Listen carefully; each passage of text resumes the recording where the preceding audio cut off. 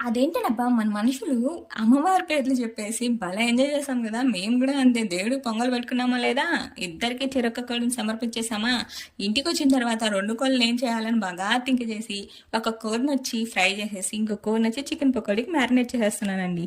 Chicken pakoda చేయడం చాలా simple అనమాట. కాకపోతే ఈ కార్న్ ఫ్లోర్ కలిపేటప్పుడే అర్థమవుతుంది. ఈ కార్న్ ఫ్లోర్ పైకి లెమ్మంటే లేవదు, కింద కూర్చోమంటే కూర్చోదు.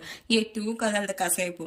సో దీంట్లోకి దాంతో కుస్తీ పడి మరి మొత్తం మసాలాలు యాడ్ చేసుకుని బైండింగ్ కోసం కొద్దిగా ఎగ్ యాడ్ చేసేసి, అలాగే కలర్ కావాలి కదా మనకు, కలర్ఫుల్గా, లేకపోతే మన ఇంట్లో వాళ్ళు దీన్ని ఏం చేసాము అని అడుగుతారేమో అని డౌట్ వచ్చేసి దాంట్లో కొంచెం కలర్ యాడ్ చేసేసి మొత్తం చికెన్ని నీట్గా వాష్ చేసి మిక్స్ చేసేసి ఫ్రిడ్జ్లో ఒక 2 hours పెట్టానండి.